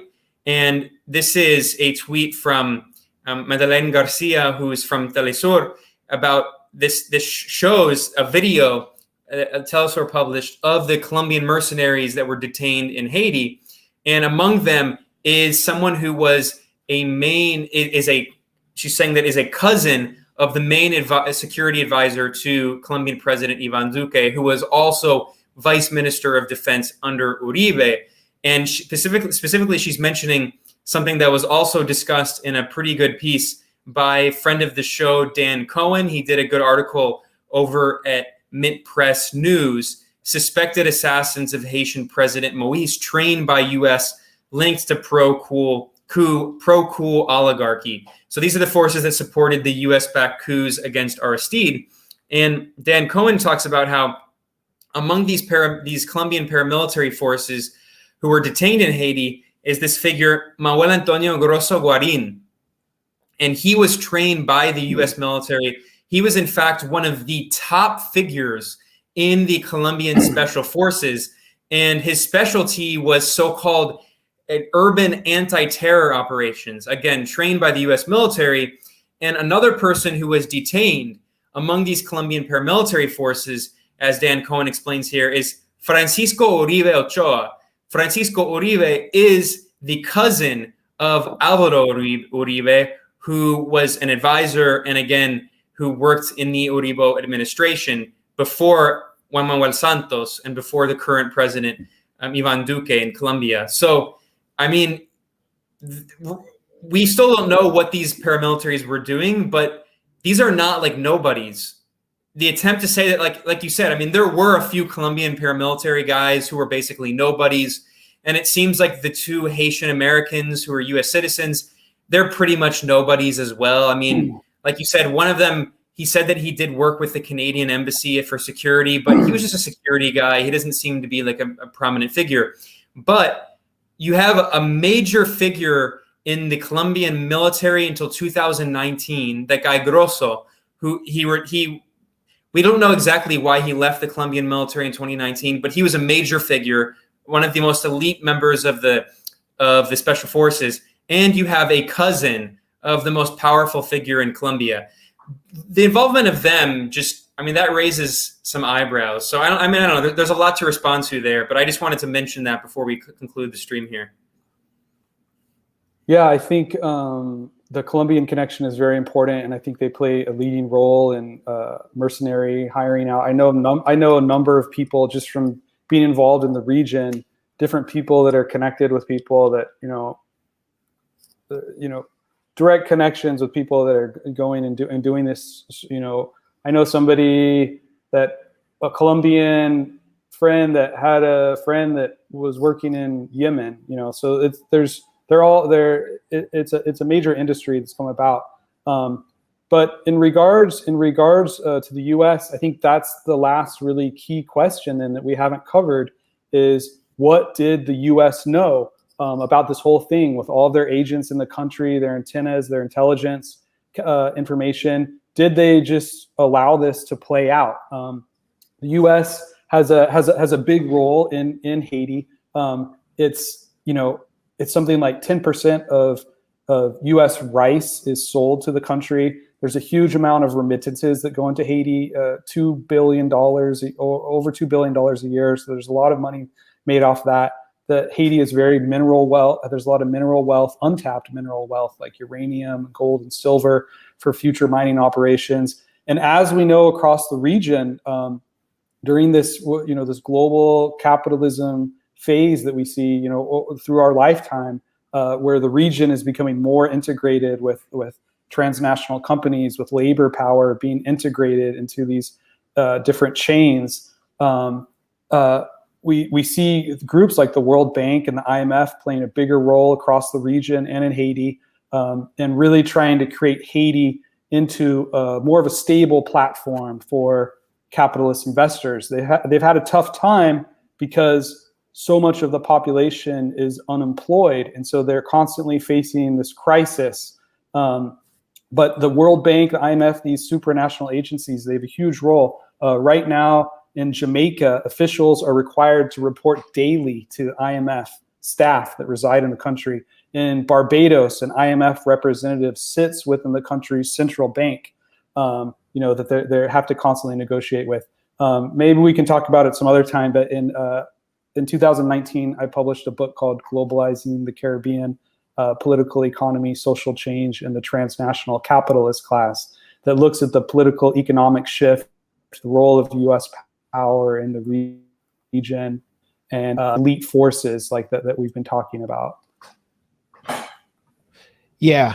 Well, let's kind of pan out then, because you bring up your scholarship on the Caribbean as a whole. Let's just move an island over to Cuba, since we have a massive food fight going on in the chat. And I don't know how big these protests are. You can never really see the way that they're not big. From all the videos published, they're not that big. And even the New York Times reported hundreds of people, which is generous. Yeah, I mean, it's considered remarkable that there are protests in Cuba at all. I actually got to spend like a month in Cuba during the special period, during one of the harshest times of the revolution. After the Soviet Union had collapsed, there were no subsidies coming in. The embargo was tightened, and the U.S. had engaged in this attempt. I think they were using Mario Vargas Llosa as their intermediary to Fidel to normalize with Cuba, but they were demanding that they basically be looted. They subject themselves to a Russia-style situation. So that fell apart, and the embargo just set it in again. And what I saw it was harrowing. It was a harrowing situation. What people were going through was extremely harsh. And I mean, I almost feel bad to give details of things that I saw, but it was harsh. There were no protests. At the same time, people had things that that they didn't have in other parts of Latin America, and they didn't and I've been all over the region, and they didn't have things that people didn't want elsewhere in Latin America. They did not have roving gangs in the streets. There was literally no violent crime, aside from like fist fights. Total safety, total freedom of movement. There was medical deprivation because of the Helms-Burton Act, but you were able to get homemade pharmaceuticals. It was really remarkable. I mean, being with friends who got sick and then going into a pharmacy and getting homemade antibiotics for free. You really could see it. Culture was, just bursting with life everywhere, but people were suffering. And I would meet trained engineers in the street who would ask me for money. That kind of ended with the rise of ALBA, and the flourishing of the Bolivarian revolution in Venezuela. And now there's been this embargo and massive clampdown on the export of fuel from Venezuela. The Trump administration was really responsible for that. And you saw as a direct result, the rationing of food in Cuba and special economy conditions, again, deprivation. And during a pandemic, they can't get syringes because of the US blockade. I mean, that's just one of the most despicable facts. If you want a vaccine in the US, you just go to a drugstore. In Cuba, there aren't syringes. So they're producing, I think, 5 homemade vaccines because Cuba has invested heavily in its biomedical sector. They produced the meningitis vaccine in the 90s under these harsh conditions. I mean, it's amazing what they've contributed to humanity. but people are protesting. Like, I don't think everyone in the street is protesting because the National Endowment for Democracy put a chip in their brain or programmed them. Just like I don't think people went out on Maidan Square or participated in color revolutions for that reason. They just don't. A lot of younger people might not have the political education to understand that what is on the other side of a color revolution is deprivation like they've never seen in their lives, is transformation of their country into the Dominican Republic, a neo-colony of the US. I mean, you can go to Santiago in Cuba on the east side, go up on a hill and you see Haiti, and that's the alternative. So Cuba doesn't have that. And so there are people protesting in support of the revolution now, in support of the government, unreported by US media. And then beneath the surface, there is a color revolution operation taking place through the San Isidro movement and various actors that have been cultivated by the US government. The Biden administration is definitely, I mean, Biden just released a statement supporting what's taking place, obviously not acknowledging that he and his administration have refused to go back to the Obama policy of normalization and rolling back some of the sanctions that were causing so much hardship. I think this actually is, I mean, you look at Jen Psaki's disgusting statement today. This is all the result of economic mismanagement by Cuba. I mean, it's disgusting. So that's those are just my off the cuff thoughts, because we're getting a lot of requests to talk about Cuba in the chat. We need to address it. Jeb and Ben, you know. Well, it's too much to do Cuba and Haiti in one chat. I mean, in one but live just stream. give your little. We're already at an hour and a half, and I think we're going to wrap up pretty soon. But I do want to say that we are going to do a stream on Cuba. We should do one very soon to talk about the situation, and hopefully we can get a guest with slightly better internet. Unfortunately, it didn't really work out in Haiti super well. But yeah, I mean, there's so much to say, and I don't want to spend another hour and a half just in brief. I'll add a few comments and we can wrap up. But for people in the chat wondering, people listening, we are going to do a lot more Cuba coverage, of course. As for my brief thoughts, I mean, it is so incredible seeing the propaganda. Max mentioned that there have also been protests in support of the government. And what's incredible is that we've even seen so much fake news, not only from government officials like a Peruvian right-wing minister who is now supporting Keiko Fujimori, the fascistic candidate who's trying to steal the election in a slow-motion coup.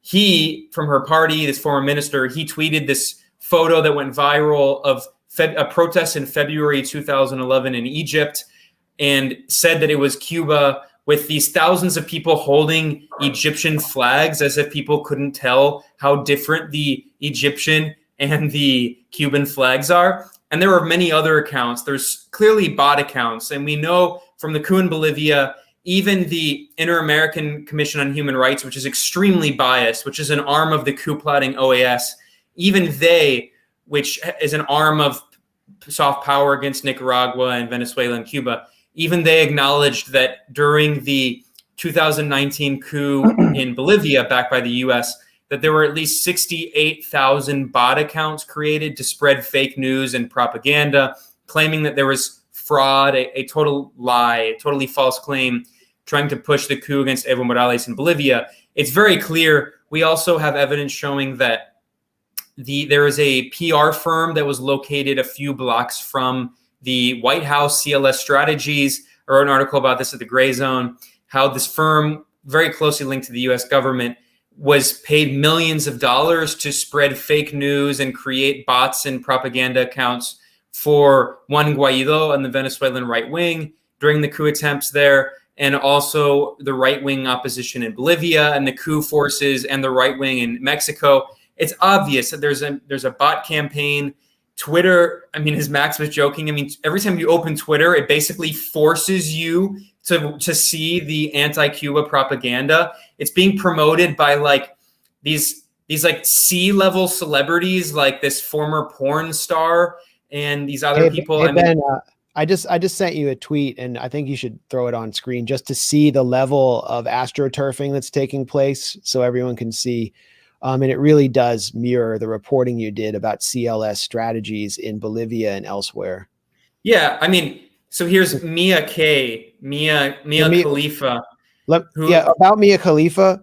The only time she's ever talked about Cuba before was to joke about standing on the shores to stop immigrants from coming to Florida, and so what she was a porn star who got a lot of fame by doing this Orientalist porn where she wore a hijab and catered to the Islamophobic fantasies of America's masturbation class.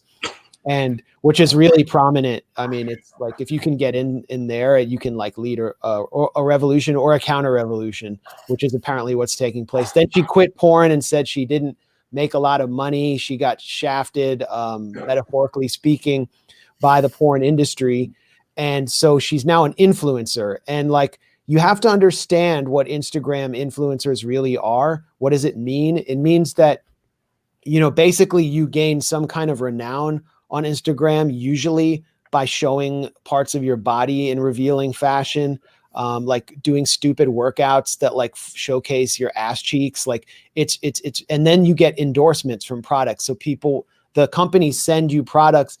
They do advertisements. And then you do advertisements, and the products could even be like a new Tesla. So how hard would it be to get to an influencer who was willing to literally basically do anything on camera for money?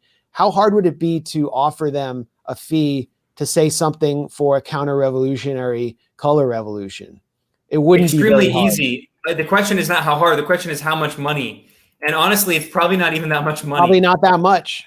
And so she starts tweeting insults at Miguel Diaz-Canel, like the president of Cuba. Like, well, by the way, this is like I saw this as like a big story all across the Spanish language media right now. Like here in Nicaragua, I saw stories about this. She called the president of Cuba, Diaz-Canel, she called him a cingao. Cingao is a very specific Cuban slang word. This is a woman in the US who doesn't speak Spanish, yet alone Cuban slang. Her tweets are being written for her by this like right-wing anti-Cuba forces. So it's very clear what's going on here. It's very clear that these bots are pushing all this propaganda. And I just wanted to mention really quickly, I mean, we'll go further in depth into this in a stream that we're going to do on Cuba. If you can show what those bots are doing, it's interesting because it's the same message scrolling over and over, and the messages are directed at Mark Anthony and other prominent Latin American influencers. So they're basically trying to get influencers to speak out for this color revolution, and Twitter is not intervening as they do. You know how when they flush out Russian or Syrian bots and the DFR lab will make the attribution. That's not happening here. So we're going to probably because Twitter is an arm of the U.S. government, and we talk about it all the time. Twitter, all these big tech social media corporations are just arms of U.S. soft power. They do exactly what the U.S. government want, or in the case of Palestine, they do exactly what the Israeli government wants, censoring and deleting the accounts of Palestinian activists. I mean, it's so obvious what's going on. But I mean, what's even more blatant is the role of mainstream corporate media. So I just want to point out really quickly that, again, we'll do a longer stream on this, but while we're talking about it, that the Guardian of Blairism, the top British newspaper, they have been posting these photos, and here you can see it. The photo says anti-government protesters gather at the Mahimo Gomez monument in Havana on Sunday. And you can see here that in this supposed photo of anti-government protesters, there are people holding the July 26th flag. This is the flag used by Fidel Castro's movement during the revolution. It was called the July 26th movement against the US-backed Batista dictatorship. These are people using the flag that symbolizes support for the revolution and support for the government. And the Guardian is publishing blatantly fake news, claiming that this protest, this demonstration of people who are supporting the government are supposedly against the government. And they weren't the only outlet. There's also this outlet here, El Nuevo Dia, which is a corporate outlet in Puerto Rico, a U.S. colony, which is actually suffering egregiously under COVID and under privatization of electrical grid and the aftermath of the hurricane. And of course, the U.S. media never talks about the horrors that Puerto Ricans suffer under. And a lot of Puerto Ricans on social media have been talking about the irony that everyone's talking about Cuba and all the corporate media outlets, and no one talks about the suffering that they're going through now with all these blackouts caused by the U.S., the junta, the dictatorship imposed on the colony of Puerto Rico, forcing the privatization of their electrical grid. And now there's all these rolling blackouts. But meanwhile, the Puerto Rican corporate media is also using these photos of pro-government rallies in Cuba and claiming that they're examples of protests against the government. I mean, we're talking about blatant fake news. This is like a textbook example of a psyop. This is information warfare, sending out fake news to try to make people think there's some kind of big uprising, like they're calling it a revolution. It's by definition, it's an attempted counter-revolution in Cuba, and they're spreading all this fake news, and it's not even like good fake news. Here's another example here I was talking about of, it looks like finally this Peruvian right-wing politician deleted the tweet, but here you can see on the left, there are all these bot accounts tweeting this photo, and you can clearly see the Egyptian flags here. And it's from, I mean, That's this Alexandria. is information warfare. Yeah, that's Alexandria. Jeb, go ahead. I was just going to say, when we look at protests and, in different parts of the world, you can't look at them exactly just through the scope of, like, say you're in Portland, like Antifa and MAGA people out, protesting, and police, and these different factors. When you look at a country like Cuba or in different areas of the world, I mean, it's been under like a state of intense economic war, a brutal siege for 60 years now, and still, I mean, just giving examples. I think like the UN officials a couple of years ago were saying that they did a study, and they were saying that the country had lost $130 billion because of the U.S. blockade. I actually think, and that was the United Nations estimate, which is conservative. I think that's what I was going to say. I think that's actually a very lowball figure. And just from experiences from doing research in the region, I remember being in the Dominican Republic and meeting a guy that was living there, and he was telling me, in the Dominican Republic, and I can afford this and that, and more, I can afford a nice car, et cetera, et cetera. But if I get in a car accident, nobody's gonna like walk over and help me. Like there's a whole. He was just saying the way that people act in Cuba after 60 years of socialism, even if it's a socialism that's under siege with so many different contradictions. It leads to a different, it's helped to spark a different mentality amongst a lot of people. And I know, for example, in Haiti, which has just received tremendous amount of help from Cuba over the years, and the medical brigades that operate in Haiti, the University of the Foundation of Aristide, medical doctors have taught there, where, unlike other presidents in Haiti when they left power that just like went to Miami or like, robbed a whole bunch of money. He stayed in the country when he came back from exile after the coup from South Africa, and has a university where Cubans have worked there. Aristide's actually in Cuba right now. He contracted the coronavirus, and he's healing in Cuba right now. So it's an interesting full circle to our conversation.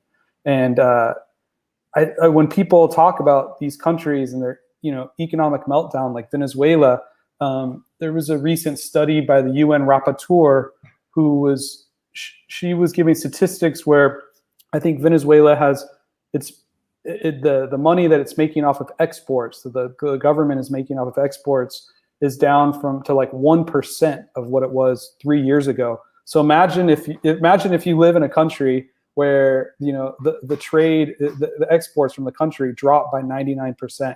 The economic havoc that causes to a country. And so I think it's really key to provide that context, and it's something that not many other outlets talk about. And even what we could consider more minor sanctions, like where they go after different officials and leaders in Nicaragua, that I think Ben and Max, you guys know a lot more about. Even those type of sanctions, it creates an atmosphere where companies then don't want to invest and be active in the country. And sanctions were also applied in Haiti leading up to the 2004 coup, or rather I should say a withdrawal, where aid was completely blocked from Haiti's government in the lead up to the 2004 coup. And Haiti is an aid-dependent country. So there's this long history of economic warfare that's been used upon a lot of former colonial, global South countries. They did it for decades on Vietnam. Even when the Vietnam War ended, for decades, the U.S. was economically at war with, trying to asphyxiate the Vietnamese economy. That finally ended, under Clinton because of the pressure of so many big companies wanting to open up and get into Vietnam. But we see that in so many different parts of the world right now, economic warfare. Yeah, and just quickly again, we're going to do a stream on Cuba because there's so much to talk about. But just for people who don't know this history, because it's so important and brief here, the U.S. blockade is not like some cuddly little thing. Constantly, right-wing Cubans and the U.S. government and media propaganda always downplay the blockade. But let's listen to what the U.S. government secretly, internally was saying back when it imposed the blockade 60 years ago. So this is a cable from the U.S. State Department internally in 1960. And this is published by the State Department Office of the Historian. And they say very explicitly, they admit, this is a year after the triumph of the Cuban Revolution, they admit that the majority of Cubans support Castro, that there is no effective political opposition. Castro and the other members are becoming communist. I mean, it's an important document because it's important to remember that at the beginning, the revolution was not explicitly communist. And it was later when Castro, after the blockade, actually, he declared it the revolution Marxist-Leninist, and etc. And then they admit, this is the important part here. They say, the only foreseeable means of alienating internal support in Cuba is through disenchantment and disaffection based on economic dissatisfaction and hardship. And then it says, it follows that every possible means should be undertaken promptly to weaken the economic life of Cuba in order to make the greatest inroads in denying money and supplies to Cuba, to decrease monetary and real wages, to bring about hunger, desperation, and overthrow of government. That is the explicitly stated goal of the U.S. blockade. To this day, it's the same exact goal. And it's something that Max spelled out in an article that he published at the Gray Zone, that in which an envoy, a top U.S. government envoy on Iran, bragged in his book, The Art of Sanctions, about depriving Iranian civilians of food and medicine. That's the explicitly stated goal. They admit it in their own internal documents and in their own books. Of course, no one reads them, and the corporate media never talks about it. But we're talking about that when the U.S. government, through these dumb statements like we saw from Biden and Jen Psaki, claims that there's supposedly mismanagement in Cuba, that's of course a ridiculous euphemism. What they're boasting of is that they created economic hardship. In their words, they created hunger, desperation, and economic dissatisfaction and hardship. That is their explicitly stated goal. And all they're saying is that our goal has been accomplished. Thank you.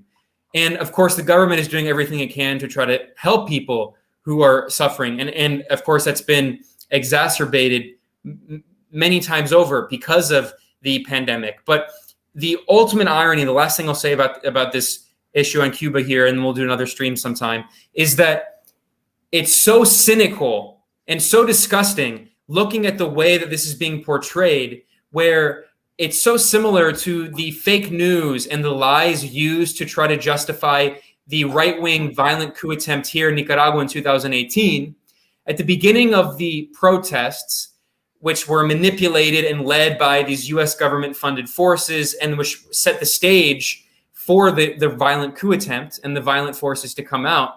In April 2018, there were these students who came out claiming that they were protesting in Nicaragua against the Sandinista leftist government's proposed reforms to Social Security. And there was all this fake news spread by them using the hashtag SOS Nicaragua, which is exactly what they're using now, SOS Cuba. It's the same U.S. government soft coup manual, color revolution manual, Gene Sharp manual.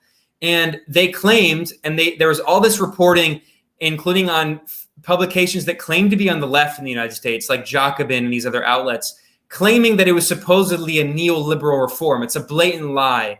The Sandinista government in 2018 had a policy because when the Sandinistas came back through democratic elections, not through a revolution, they came back in 2007 through bourgeois elections, and they were limited in what they could do. And they inherited this system of Social Security that was going to go bankrupt because of the neoliberal governments before them that were U.S. puppet regimes that sold off the country. And long story short is that the government had to keep the system financially solvent and not to go bankrupt. They had to make some adjustments to Social Security. And what the Sandinista government wanted to do is increase taxes on corporations, on the business sector, a majority increase on corporations, and then a very slight increase on average people, but not on retirees. Retirees weren't going to lose their Social Security. It was going to be on younger people, future retirees. There was a slight increase of taxes on them, which, I mean, that's what any government would do. But the bulk of the burden would be on the corporations. And what happened is that these protests were manipulated and portrayed as supposedly progressive protests against so-called neoliberal reforms, which actually were not neoliberal. And the protests against the government were backed by COSEP, the neoliberal chamber of commerce run by the business elites and the corporations, and they were backed by the IMF, and they wanted the IMF mandated neoliberal reforms, which called for cutting Social Security for people who already have Social Security and not increasing taxes on the corporations. So that entire, it was another psyop. It was an example of what we're seeing now, where these protests were portrayed as progressive to confuse people outside of the country to think that objectively right-wing protests supposedly are protests against the government, which is supposedly incompetent.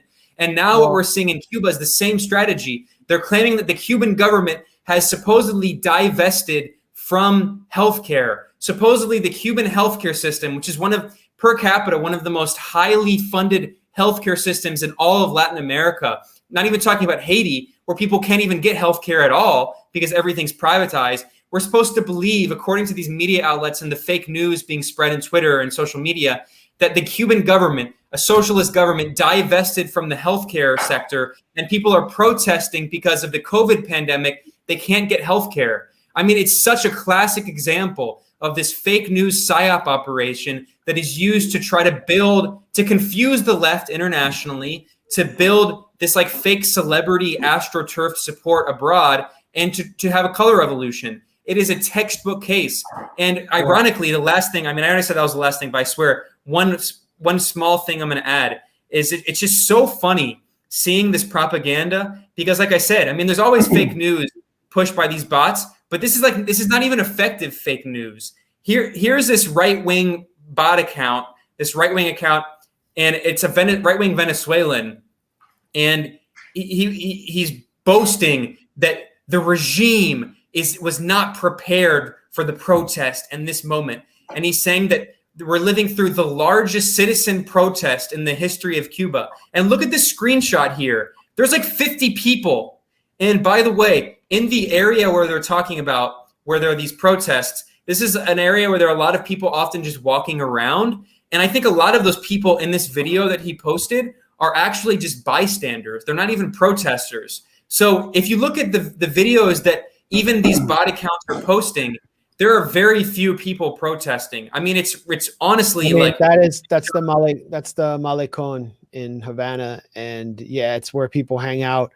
But people were called to the Malecon to protest. So yeah, I mean, they had to substitute that image of people in Alexandria in Egypt for the because there's no wide shots of the Malecon that show that it would be filled with protests. I mean, you will see on July 26th or the big days, you'll see that filled up with pro-revolutionary marchers. But yes, I mean, everything you said it's pretty obvious. And for whatever reason within the left, Cuba is actually easier to defend than Venezuela or Nicaragua, which barely gets support in the Western left, or not as much as it probably deserves. I'm seeing a lot of pushback against this, but people need to understand the regime change networks that have been built up, the effect of the sanctions, and we're gonna drill that home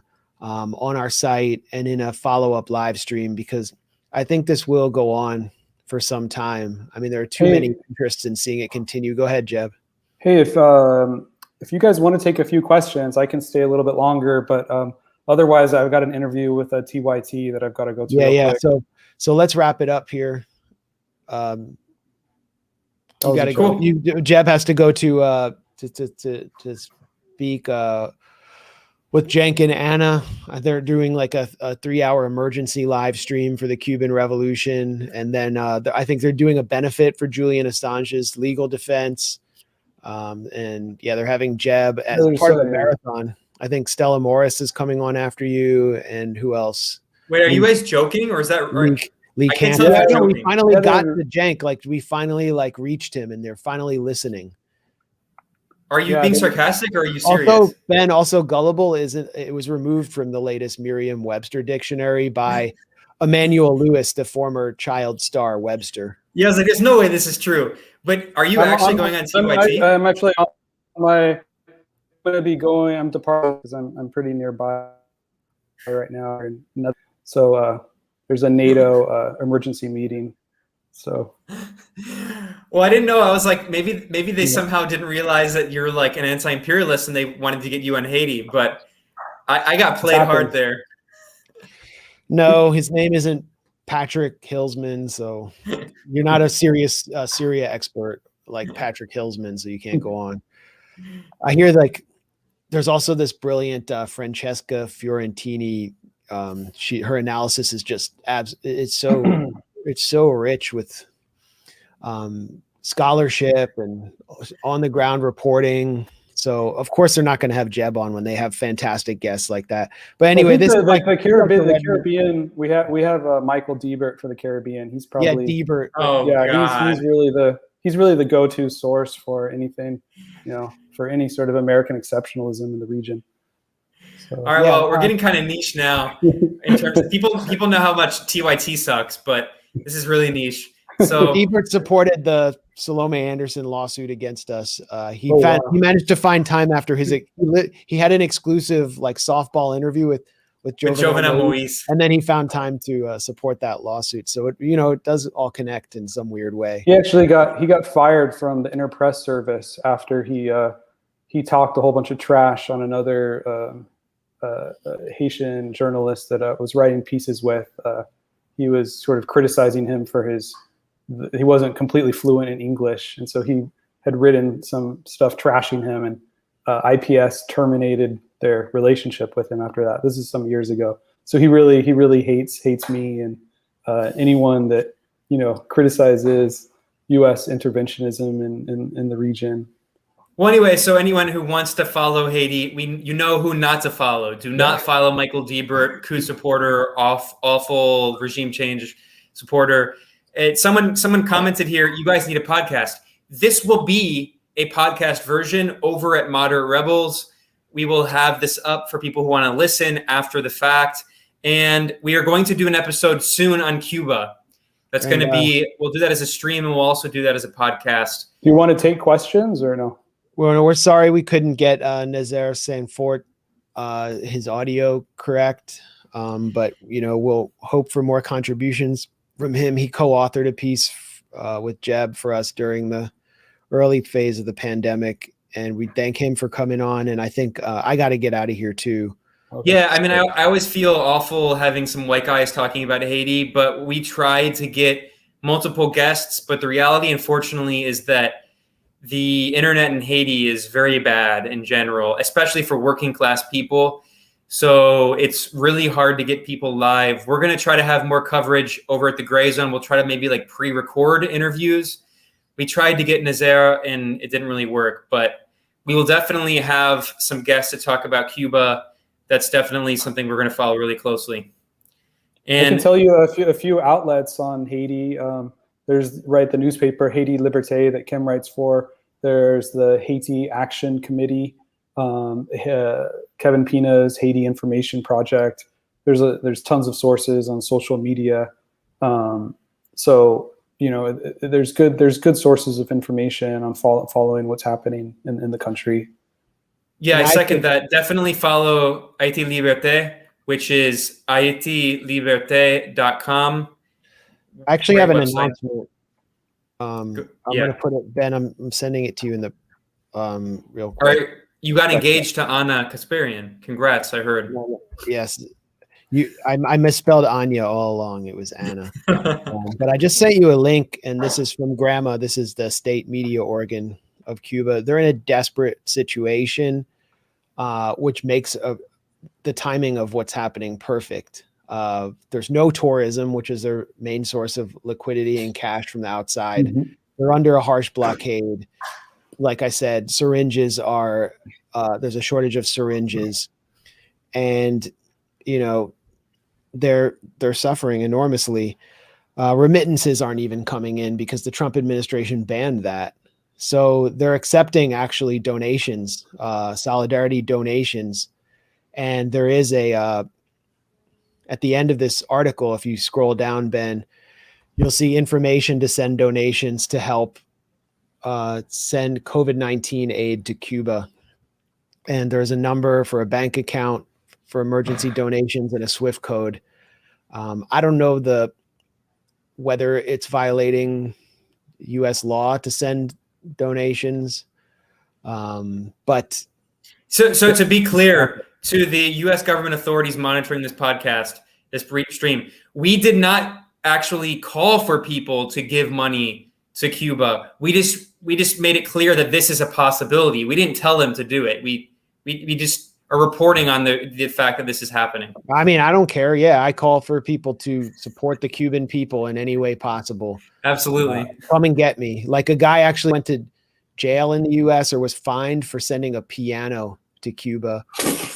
It actually happened. Americans have been punished for going to Cuba to get the lung cancer vaccine that Cuba biomedical sector pioneered. So when the CIA gives anti-tank missiles to Al-Qaeda in Syria, that's not material support for terrorism. But if you give a piano to a Cuban, that's material support. That actually happened. I remember reading somewhere, it was an academic study, but they were talking about how right after September 11th, when the U.S. Through the Treasury Department, they were assigned all these officials to look into bin Laden and his financial networks and where the money was going, and they were showing that at the time, I don't remember the exact number, but there was like hundreds of times more people at that time working in the Treasury Department enforcing the blockade on Cuba. So this is like right after September 11th. When, supposedly, all these officials are going after bin Laden, Cuba still was like, by an order of magnitude, still much more targeted by the U.S. Treasury Department. So that just shows you sort of like this permanent apparatus of asphyxiation on these countries that, are not going along with what U.S. officials want them to do. Yep. Well, on that note, we will conclude the stream. We're up at almost 2 hours. We did have some technical difficulties with our guest in Haiti, unfortunately. But if you want to check out what Nazaire St wrote with Jeb, you can just look up Haiti at the Gray Zone. You can find our articles from Haiti by the Haitian journalist Nazaire St. We're going to try to get more interviews with Haitians on the ground. Again, it's an internet issue, but we're going to have a stream and an episode on Cuba soon. It's definitely going to be something we're going to follow very closely. And this will be a podcast version. So thank you to everyone checking out the stream. We had about 1,500 at our peak, which is a little lower than usual, but I think it's also the hour. So it was a good stream, I think. And Jeb, before we conclude here, do you want to say where people can find your work? I have a blog where I post everything, jebsprague.blogspot.com. But I love publishing with you guys, and I read the Gray Zone all the time. So keep up the good work, and it's great to be on the show with you. Thanks a lot, Jeb. I learned a lot as always, and keep on rocking in the. Keep on rocking in the Hague. I wanted to say the free world, but the OPCW is like just down the block from you. So yeah. Anyway, like, Neil Young's song yeah, was Neil Young's song was ironic. And so.